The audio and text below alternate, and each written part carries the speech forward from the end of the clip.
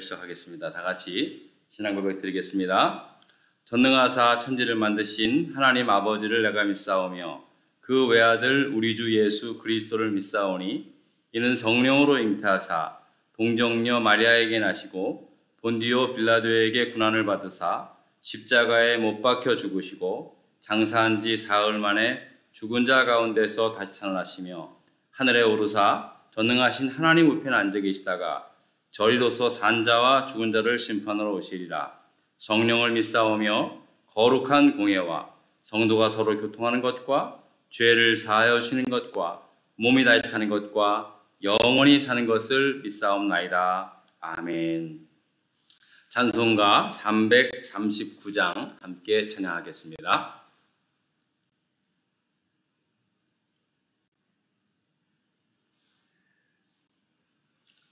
감사합니다. 339장입니다.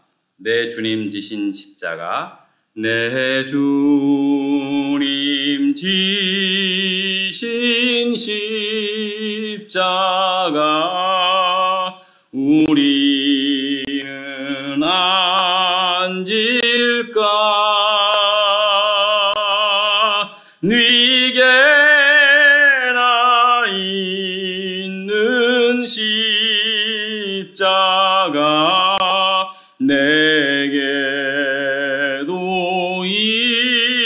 있도다. 내 목에 태인 십자가 늘 지고 가리다.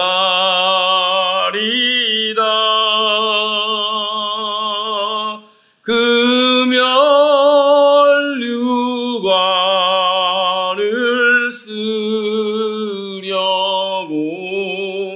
저 천국 가겠네.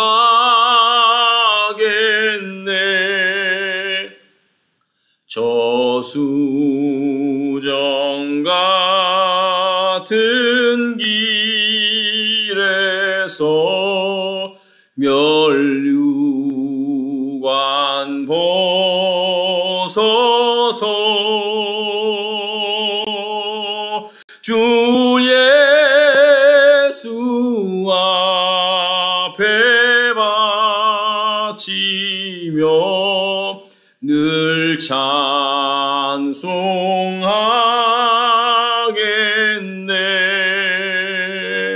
저 천사 소리 높여서 늘 찬송할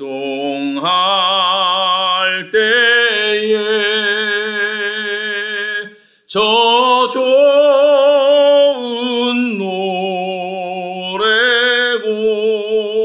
조가 참 아름답도다.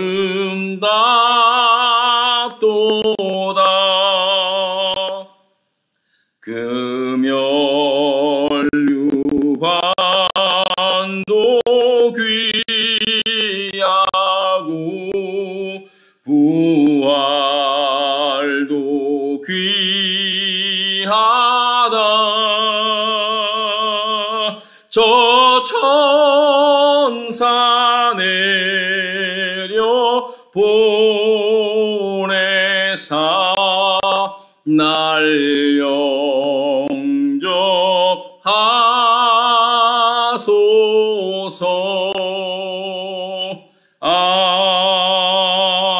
아멘. 우리 다 같이 기도하겠습니다. 계속 우리 한국 상황도 그렇고 미국도 변이 바이러스로 인해서 굉장히 긴장을 하고 있는데 어쨌든 이 모든 것들이 잘 이겨낼 수 있도록, 그리고 또 우리 교우님들 한 분도 감염되는 그런 일 없도록 지금까지 하나님께서 지켜주셨고 앞으로도 계속해서 하나님의 은혜 가운데 살아갈 수 있도록 함께 기도해 주시길 바랍니다. 교회를 위해서도 계속 기도해 주시고요. 교회가 계속해서 부흥하고 또 성장하는 교회 될 수 있도록, 무엇보다도 하나님의 사명을 감당하는 그런 교회 될 수 있도록 위해서 기도 부탁을 드리겠습니다. 또 병상에 계신 분들을 위해서도 우리 다 같이 함께 기도하겠습니다. 하나님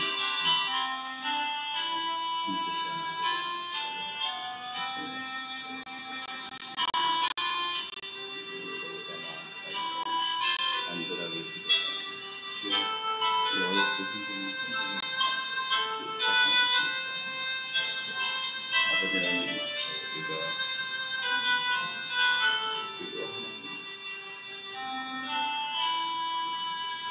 하나님의 모두 다시 아버지 하나님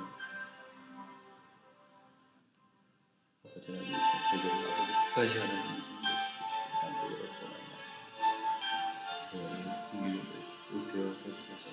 하나님 감당하는 교회 될 수 있도록 도와주시고 하나님 교회를 불쌍히 해주시고 하나님 성령을 내리고 주시옵소서. 아버지 하나님 감사합니다.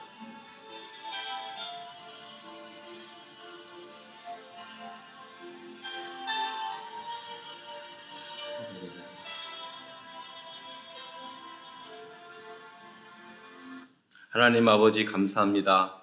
오늘도 7월 마지막 이 토요 아침 기도회로 우리가 함께 모여 아버지 하나님 우리가 함께 기도할 수 있게 하시오니 정말로 고맙고 감사를 드립니다.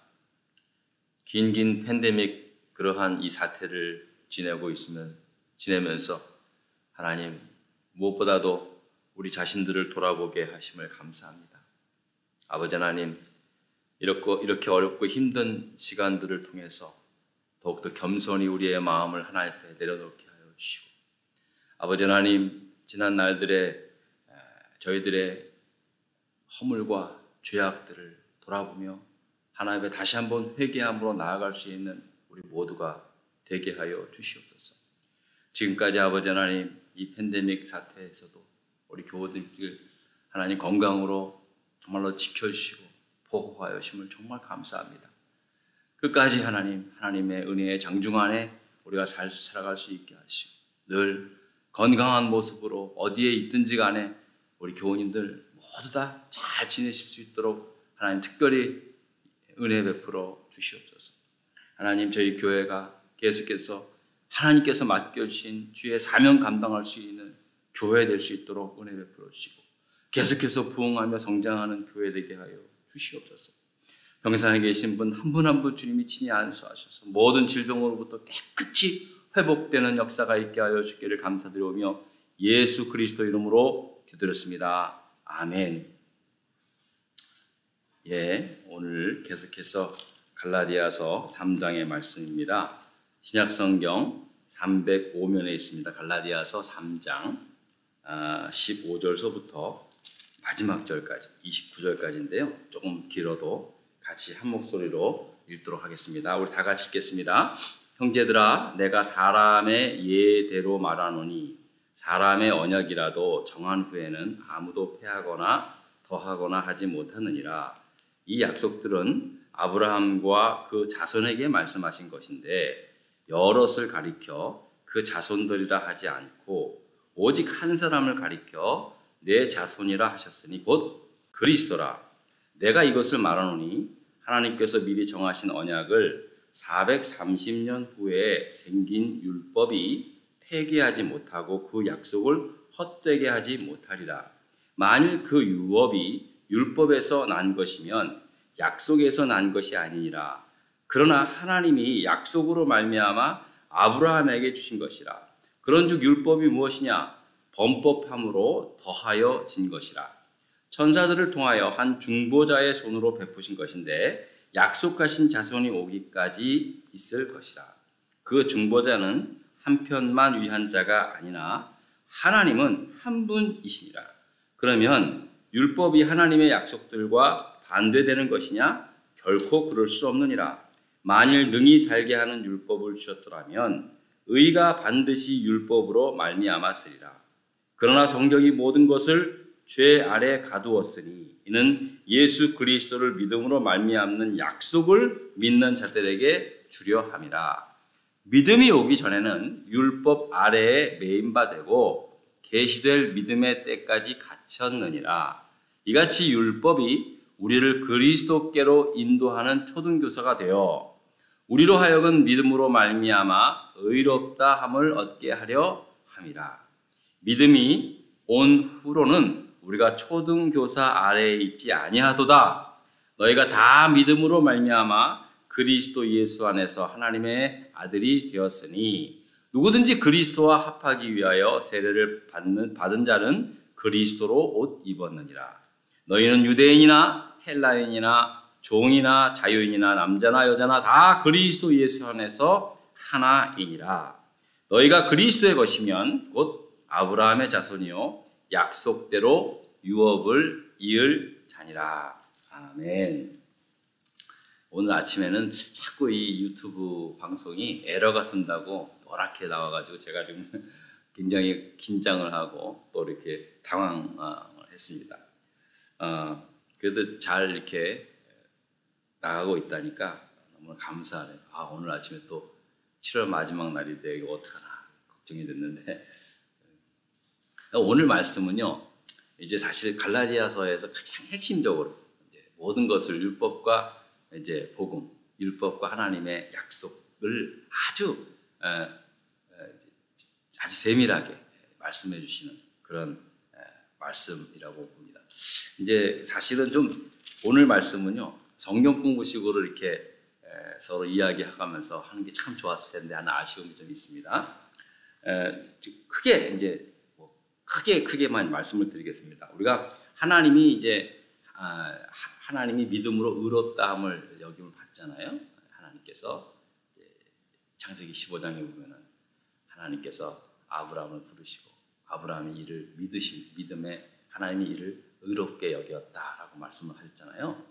그런데 그러면 무엇을 믿었습니까? 아브라함이 무엇을 믿었습니까? 무엇을 도대체 믿었기에 하나님은 그를 의롭다 여김을 받았습니까? 하나님의 약속이죠. 언약이죠. 어떤 언약이었습니까?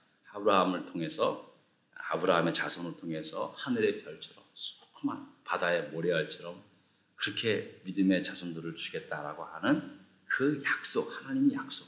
엄청난 약속이거든요, 사실은요. 근데 그 하나님의 언약을 믿었다는 거예요. 그래서 그 믿음을 통해서 의롭다 여김을 받아주신 거죠. 여겨주신 거죠, 하나님께서. 그리고 난 다음에 율법이 이제 생겼잖아요. 430년 만에. 누구를 통해서요? 모세를 통해서. 오늘 여기서 보니까 중보자로 얘기했는데 모세라는 사람을 통해서 하나님은 율법을 주신 거죠. 그래서 이 율법을 통해서 이제 이스라엘 백성들을 이제 하나님의 자손으로 이렇게 자손답게 살게끔 이제 율법을 주셨는데, 오늘 말씀을 보니까 율법이 무엇이고 율법의 기능과 목적에 대해 분명히 말씀드리고 있습니다. 우리가 율법 그러는데 한마디로 율법이라고 하는 것은 십계명입니다. 하나님께서 모세를 통해서 주신 십계명의 말씀들입니다. 그리고 이 십계명을 지키기 위해서 또 다른 많은 어떤 그 600여 가지에 넘는 또 이런 부제 일종의 이제 그런 그 율법들이 있거든요.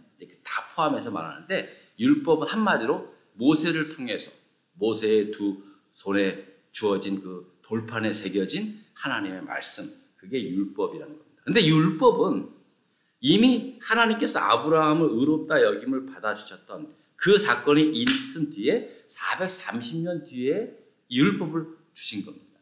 그러니까 결국은 하나님께서 의롭게 여김을 받아준 거는 결국은 율법이 아니라 하나님의 약속을 믿는 그 믿음으로 이미 아브라함이 우리에게 보여주신 거예요. 그럼 율법이란 뭐냐? 오늘 19절의 말씀을 보겠습니다. 19절의 말씀을 보면은 성경 보겠습니까? 율법이 무엇입니까? 그런즉 율법이 무엇입니까? 범법함으로 더하여진 것이라 했어요. 그러니까 이스라엘 백성들이 하나님의 자손답게 살아가지 못하고 자꾸만 범죄하니까, 안식일을 생명처럼 지켜야 되는데 자꾸만 다른 짓 하니까 하나님께서 모세를 통해서 이제 주신 법이에요. 법. 하나님께. 그래서 행해야 할 그 법들을 허락해 주신 겁니다. 그래서 오늘 보니까 천사를 통하여 한 중보자의 손으로 베푼 것이다 라고 했는데, 이게 바로 이제 중보자는 모세를 말하는 것이죠. 그래서 이 모세는 중요합니다. 자, 약속하신 자손이 오시기까지 있을 것이다 라고 그렇게 말씀하고 있습니다. 그러니까 율법을 통해서 하나님의 백성답게 살아갈 수 있는 그러한 그 율법의 기능은 하나님의 자손, 약속하신 자손이 오기까지 있을 것이다 라고 하는 거예요. 그 누구십니까? 예수 그리스도. 예수 그리스도께서 오시기까지 그 율법은 이 이스라엘 백성들을 하나님의 백성답게 살게 하는 하나의 어떤 그 지침으로 이제 만들었다라는 것이죠. 지금도 사실은 여러분 각 나라마다 헌법이 있지 않습니까? 사실은 헌법이 있고 또 그 국민으로서 지켜야 할 의무, 그 다음에 그런 것들을 하기 위해서 법이 있지 않습니까? 그래서 그 법이 사실은 국가를 지속하는 데 있어서 중요한 그러한 그 기능을 하듯이 하나님께서 주신 율법도, 모세를 통해서 주신 율법도 하나님의 백성답게 살아갈 수 있는 그러한 기능을 했다는 거예요. 그런데 그 율법을 지키는 것이 하나님 앞에 의롭다 여김을 받게 되는 것이 아니, 이미 그 의롭다 여김을 받은 것은 이미 율법이 생겨나기 전에 아브라함을 통해서 이미 하나님께서 아브라함의 믿음을 통해서 의롭다 여김을 받게 하신 것이지 율법을 잘 지켜서 의로워진 것이 아니다라고 하는 것을 사도 바울은 갈라디아 교인들에게 말씀하고 있는 거예요. 그래서 갈라디아 교인들이 지금 율법 때문에 굉장히 혼돈되어 있는 상황에서 분명하게 아주 명쾌하게 말씀을 하고 있다는 사실입니다. 자, 그러면은 율법은 결국 무엇입니까?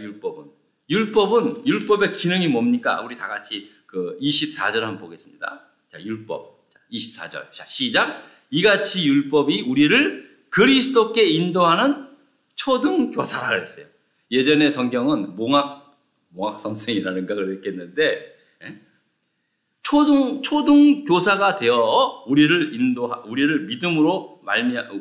하여금 믿음으로 말미암아 의롭다함을 얻게 하려 함이다라고 말씀합니다. 그러니까 자, 그런데 이 말씀은 무엇이냐면요. 자, 그렇다고 해서 율법을 갖다가 이제 예수님께서 오셨으니까 율법은 아무것도 소용없는 거야. 우리는 이제 그거 지킬 필요 없는 거야. 그게 아니라 여전히 율법은 우리를 초등교사, 그러니까 우리가 이제 초등학교를 다니지 않습니까? 초등학교 교육은 결국 모든 나라의 초등학교 교육은 대부분 다 소시민 교육입니다. 이제 앞으로 이 나라 국민으로서 어떻게 살아가야 하는 것인가라는 것을 이제 가르치고 훈련하는 그러한 사실 기능을 하고 있지 않습니까? 그래서 모든 초등학교 교육은 다 이제 그 국가에서 해주게 되는 거예요. 의무 교육으로 되어 있지 않습니까? 마찬가지에 율법이 그렇다고 해서 예수님께서 오셨으니까 다 없어진 그게 아니라 율법은 여전히 그리스도께로 믿음으로 인도하는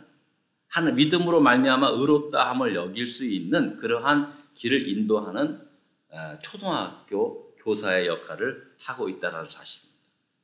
그러니까 율법의 행위는 율법의 핵심은 행위 아닙니까? 그러니까 여전히 우리는 믿음과 율법이 함께 나가야 한다는 그런 말씀을 이제 성경을 하고 있는 거예요.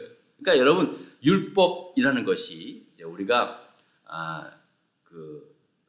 신앙생활 지난 시간에도 말씀을 드렸지만 신앙생활 하다 보면은 자꾸만 이제 보여지는 것에 우리가 신경을 쓰게 됩니다. 처음에는 하나님의 은혜로 정말 믿음으로 말미암아 정말 하나님의 자녀가 되어서 참 그 기쁨으로 신앙생활을 했는데 살다 보면 자꾸 그 은혜가 말라지면요, 자꾸 이제 보여지는 것으로 이제 그렇게 판단하고 또 그렇게 생각을 하고 있습니다. 그런데 여전히 우리의 나타나는 행위는요, 그것도 중요한 것이 아닌 게 아니라 여전히 우리는 하나님의 은혜 가운데 하나님의 자녀로 살아갈 수 있다는 사실입니다. 믿음으로 말미암아 다 우리가 하나님의 자녀가 되었다는 거예요. 그래서 오늘 말씀을 하니 27절 28절 보니까 누구든지 그리스도와 합하기 위하여 세례를 받은 자는 그리스도로 옷 입었다. 이 세례의 기능도 나오죠. 자, 그러면서 28절에 너희는 유대인이나 헬라인이나 종이나 자유인이나 남자나 여자나 다 그리스도 예수 안에서 하나다라고 말씀하고 있습니다. 자, 여기서 제가 또 한 가지 말씀을 드리려고 합니다. 요즘 참 특별히 이제 우리 대한민국 땅에서 대립과 갈등의 문제가 아주 그냥 더 예전보다 더 심해지는 것 같아요. 예전에는 지역적인 어떤 대립과 갈등이 좀 심했어요. 그러다가 이제 세대 간의 갈등이 좀 심해가 나타나지 않습니다. 각 세대 간에 젊은 세대, 윗세대. 저 같은 사람들은 이제 꼰대라 그러더라고요, 사람들인데 제가 그 젊었을 때도 저는 우리 고등학교 때는 선생님을 꼰대라 그랬어요. 우리를 가르치는 선생님을 야 꼰대 온다 그랬는데 이제는 그 선생님이 아니라 이제 이게 나이든 중년의 나이 사람들이 잔소리하는 사람들, 라떼는 말이야 그렇게 말하는 사람들을 이제 꼰대라고 그렇게 얘기해요. 아무튼 뭔가 보이지 않는 세대적 간의 어떤 그 대립과 갈등이 좀 심해지더니 이제 최근 들어서 요즘 남녀 간의 갈등이 아주 심해졌어요. 우리나라에 지금 페미니즘이라는 거는 페미니스트다라고 하는 그런 이제 그것이 좀 굉장히 미국도 굉장히 미국은 오래전에 페미니즘이 강했고 페미니스트들이 굉장히 많거든요.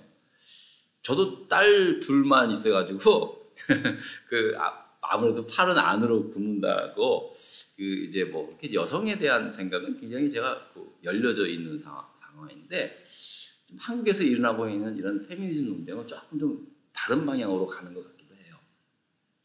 오늘은 또 이 문제에 대해서 좀 말씀을 드리겠습니다. 이게 참 남녀 간의 어떤 평등의 문제를 떠나서 이거 지금 남녀 간의 어떤 대결과 갈등의 현상으로 지금 나타나고 있지 않습니까? 요즘 신문에서 계속 지금 떠나오는 게 우리 그 국가대표 양궁 선수 안산이라는 여자 선수가 금메달을 3개나 땄지 않습니까? 얼마나 자랑스러운 일입니까? 근데 이 여자분이 페미니스트다 해가지고 그냥 금메달 3개 딴 게 얼마나 예전 같으면은 진짜 국가적 영웅이 되었어야 되는데 이게 무슨 남녀 간의 어떤 무슨 문제로 지금 신문에서 떠드는 게 보니까 내가 참 마음이 아픕니다. 참 안타까운 일인 거예요. 근데 좀 우리가 분명히 알 것은요. 모든 세계의 나라들 가운데 이 여성들이라고 하는 것은요. 여성들이 어떤 차별을 받은 건 사실입니다. 지금도 여전히 참 어떤 나라들에서는 지금도 여전히 여성들이 엄청난 그런 성적 차별을 받고 있고 있습니다. 우리나라도 얼마 전까지만 해도 우리 어머님 세대, 또 우리 할머님 세대, 그 이전 세대들은 정말 여성으로서 참 많은 고생을 했죠. 다 인정합니다. 근데 중요한 것은 오늘의 문화적 잣대에서, 오늘의 어떤 문명적 수준에서 과거에 우리 어머님 세대, 우리 할머님 세대의 여자분들을 판단하면은요, 진짜 그거는 좀 매우 좀 위험하다고 생각이 듭니다. 근데 분명히 차별을 받고 참 힘들게 살았고 어렵게 살았던 건 마찬가지지만은 그 당시에 어떤 문화적 환경이라든지 그런 게 다 있기 때문에 어느 정도 우리가 좀 필터링을 해서 받아들이고, 중요한 건 이겁니다. 과거에 그렇게 차별을 받았다라고 하는 것을 주장하는 것도 중요하지만 이제 앞으로 계속해서 지금 얼마나 많이 좋아졌습니까? 남녀 간의 어떤 공평한 대우와 기회들을 계속해서 주어지고 개선하는 것, 이게 참 중요한 거거든요. 자, 그런데 제가 말씀드리고 싶은 건 이거예요. 자, 그러면 과연 성경은 이 남녀 간의 평등에 대해서 어떻게 말씀하고 있냐? 제가 이 말씀을 드리려고 하는 거예요. 자, 무엇보다도 먼저 여러분, 이 평등이라는 단어가 있잖아요. 이게 성경에 있을까요? 여러분 찾아오세요. 성경에는 사실은 평등이라는 말이 없습니다. 희한하죠? 지금 우리 세상 사람들이 그렇게 중요하게 여기는 이 평등이라는 말이 성경에 없다는 것이 굉장히 좀 당혹스러울 수도 있습니다. 하지만 성경에는 평등이라는 단어는 없습니다. 근데 그 이유가 뭐냐면요, 이 평등이라는 그 단어, 이 개념이 우리 사회 문화에 자리 잡은 지 얼마 안 됐다는 얘기예요. 그러니까 몇백 년 전에는 사실 이조차도 없던 거예요. 그런 상황에서 오히려 성경은요, 평등의 개념이 없던 게 아니라 사실은 하나님의 공의와 하나님의 정의, 이것이 실현되는 그러한 삶 속에 바로 공평과 정의가 이루어졌다는 사실을 성경은 말씀하고 있다는 사실입니다. 성경을 보면은요, 굉장히 여성적 차별들이 굉장히 많아 보이는 것도 있지만요, 그렇지 않습니다. 성경 이렇게 많이 보면은요, 과거에도 성경 여자 선지자도 있었고요, 굉장히 하나님께서 여성들을 또 들어 쓰시는 경우들이 굉장히 많았던 그러한 사건들이 많이 있습니다. 자, 그러면 성경에 평등이라는 단어가 없었다고 해서 평등을 성경이 외면했다? 절대 그게 아니라는 거예요. 오히려 성경은 평등보다는 사실은 더 분명하고 더 확실한 그러한 개념의 말씀이 나오는데, 바로 그게 오늘 본문 28절의 말씀입니다. 우리 다 같이 다시 한번 보겠습니다. 자, 본문 28절, 갈라디아서 3장 28절. 이게 굉장히 중요합니다, 여러분. 여러분들이 앞으로 나가서 그리스도인으로서 성경이 말하는 평등이 무엇인가에 대해서 분명한 개념을 여러분들이 좀 아셔야 하는 말씀입니다. 자, 28절입니다. 다 같이 읽습니다. 시작. 너희는 유대인이나 헬라인이나 종이나 자유인이나 남자나 여자나 다 그리스도 예수 안에서 하나니라. 이게 바로 성경에 나오는 평등의 개념입니다. 헬라인이나 유대인이나 모든 민족을 다 초월한, 대표해서 유대인이나 헬라인 속에는 모든 이방인들을 다 포함하고 있거든요. 민족 간의 어떤 갈등과 대립, 이거 다 없습니다. 종이나 자유인이나 어떤 계층의 어떤 대립과 갈등 다 하나입니다. 또 남자나 여자나 오늘 성적인 어떤 갈등, 대립, 불평등, 이 모든 것들 다 예수 안에서 하나가 되는 거예요. 이 하나라고 하는 말이 사실은 이 평등의 개념과는 비교도 안 되는, 모든 것을 뛰어넘는, 또 뛰어넘기도 하면서 초월하는 그러한 개념이라는 거예요. 하나라는 말. 우리는 그리스도 안에서, 다른 게 아니에요. 다른 어떤 세상의 법이 아니라, 이념이 아니라, 정치적인 어떤 그런 상황이 아니라 그리스도 안에서 우리는 하나가 되는 거예요. 이게 바로 모든 자유와 평등, 그 다음에 어떤 그런 것을 다 뛰어넘는 그러한 하나의 개념이라는 사실입니다. 이것이 바로 하나님의 그리스도 안에서 이루어지는 하나님의 놀라운 은혜라는 사실입니다. 사실 지금까지 교회는요, 이 지구상에 있는 모든 교회는, 세상 교회는요, 그 누구 어떤 것보다도, 어떤 정치 집단보다도 인간 존중을 위해서 정말로 애써왔고요, 정말 힘써왔습니다. 그 이유는 세상 그 누구도 구원받지 못할 사람이 없다, 그 누구도 구원의 대상이다라고 하는 하나님의 뜻이 있었기 때문에, 그 어떤 세대, 어떤 그 성적인 사람들이랄지라도 다 하나님의 뜻에 따라서 구원받아야 할 사람들이라는 것입니다. 우리가 이런 입장에서는요, 그 어떤 사람도 판단해서는 안 돼요. 어떤 사람도 판단해서는 안 돼요. 그렇기 때문에 우리는 이러한 마음을 가지고 인간 존중을 위해서 애를 써 와야 한다는 사실. 그래서 우리가 오늘 이 말씀을 따라서 지금 이 시대에 일어나고 있는 어떤 남녀 간의 어떤 세대 간의 이 갈등과 경쟁의 문제들을, 이 대립의 문제들을 갖다가 오늘 우리가 그리스도 안에서 모든 것이 하나이기 때문에 서로 존중하고 세워줘야 한다는 사실입니다. 그리고 또 우리가 이제 그러나 또 이런 상황 속에서 일어나고 있는 그런 사회 악들이라고 하면은 좀 여러분들한테 또 어떤 분들한테는 죄송할 수도 있겠지만은, 그러나 하나님 말씀에 대립되는, 하나님 말씀에 따르지 아니하고 있는 지금 나타나고 있는 것들에 대해서는 또 단호해야 합니다. 그러니까 여기 우리 한 중요한 어떤 입장을 분명해야 되는데, 참 어려운 그런 상황 속에 있습니다. 어쨌든 어떤 이 페미니즘으로 인해서 참 우리 사회가 어떤 갈등과 어떤 대립의 양상에서 좀 매몰되는 그런 일이 없도록 우리가 함께 기도했으면 참 좋겠고요. 또 우리 미국도 마찬가지입니다. 미국도 만만치가 않습니다. 지금 그 정치적 대립하는 것들이 미국에 살아보신 분은 알겠지만은 지금 과거보다는 너무 지금 대립입니다. 완전히 진짜 전쟁을 하고 있는 것 같은 그러한 모습으로 봅니다. 완전히 상대 진영을 예전에는 그 상대 진영과 같이 국가의 이익을 위해서 같이 힘을 썼는데요. 이제는 완전히 한쪽을 막 서로 죽이지 않으면 안 된다라고 하는 식으로 막 그렇게 대립하고 갈등하고 있는 그러한 모습들이 지금 미국의 현실이고요. 한국도 마찬가지인 것 같아요. 이 정치적 대립이라든지 어떤 계층 간의 대립, 어떤 나 이게 정말 너무나 가슴이 아픕니다. 근데 적어도 다른 사람보다는 우리 그리스도인으로서 우리가 그리스도 안에서 우리가 다 하나 된다는 사실, 우리가 이 믿음 가지고 우리가 좀 이렇게 기도하면서 살아가기를 간절히 바랍니다. 우리 다 같이 기도하겠습니다.